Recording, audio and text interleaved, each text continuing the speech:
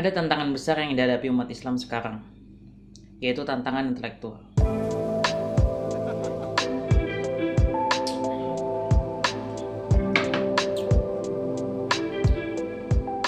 Ya, kita semua tahu bahwa Indonesia adalah negara dengan masyarakat mayoritas muslim terbesar di dunia.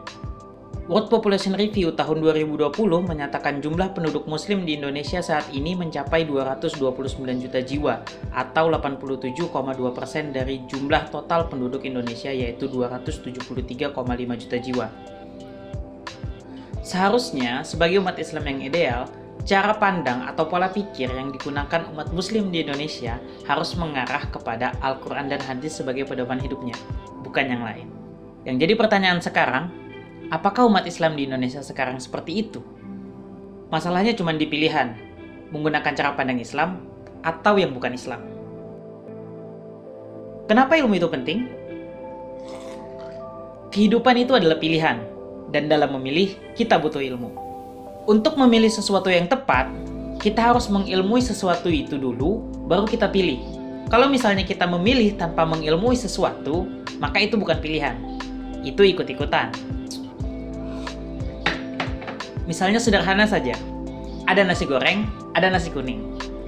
Kita harus ilmui dulu apa itu nasi goreng dan apa itu nasi kuning, baru kita bisa memilih mau makan yang mana. Mau makan nasi goreng atau nasi kuning.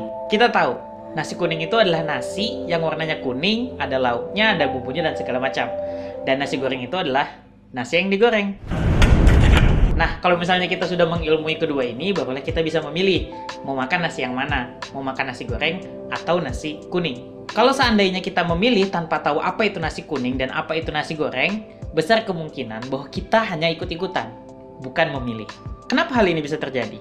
Ya, bisa saja karena teman-teman kita makan nasi goreng, akhirnya kita juga ikut makan nasi goreng tanpa kita tahu apa itu nasi kuning. Artinya, kita tidak memilih, tetapi kita ikut-ikutan. Itu contoh sederhananya dalam masalah makanan. Tapi dalam kasus intelektual, pemilihan menjadi sebuah tantangan besar. Ada berbagai konsep yang ditawarkan di dalam dunia akademik. Kita harus ilmui dulu berbagai konsep, teori, mulai dari latar belakang, tokoh, sejarah, dan apa saja nilai-nilai yang terkandung di dalamnya, baru kita bisa memilih teori mana yang akan kita terapkan di dalam hidup kita, menggunakan teori ini atau teori yang lain. Akan tetapi, dengan syarat kita harus ilmui dulu, paham betul tentang bagaimana teori itu muncul dan bagaimana sejarahnya. Tahun 2005, Majelis Ulama Indonesia mengeluarkan fatwa tentang diharamkannya liberalisme, pluralisme, dan sekularisme. Karena dianggap paham-paham ini tidak sesuai dengan sudut pandang Islam. Setelah fatwa itu keluar, akhirnya banyak terjadi pro dan kontra. Ada yang setuju, ada pula yang tidak setuju. Kalau misalnya kita ringkas, paham liberalisme, pluralisme, dan sekularisme ini berasal dari sebuah peradaban yang dimana agama saja di sana dicaci maki, yaitu peradaban barat. Itu artinya jika kita menerima paham-paham tersebut, kita menggunakan cara pandang atau kita berpikir dengan menggunakan cara pandang peradaban barat, bukan peradaban Islam. Hal inilah yang akhirnya ditolak oleh MUI, karena cara pandang barat tidak sesuai dengan cara pandang Islam dan berpotensi besar menggeser akidah umat. Nah, sekarang ada dua pilihan. Menggunakan cara pandang barat dalam menjalani kehidupan atau menggunakan cara pandang Islam dalam menjalani kehidupan. Silahkan ilmui dulu keduanya, apa itu peradaban barat, apa itu peradaban Islam, bagaimana sejarahnya, siapa saja tokoh-tokohnya, bagaimana awal mula lahir peradaban barat dan peradaban Islam, dan bagaimana proses terbentuknya dan apa nilai di dalam setiap peradaban tersebut. Setelah keduanya diilmui, setelah kita paham apa itu peradaban barat dan peradaban Islam, silahkan memilih.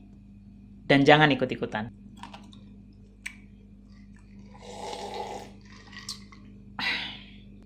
Silahkan jadikan kolom komentar di bawah untuk diskusi dan menentukan pilihan.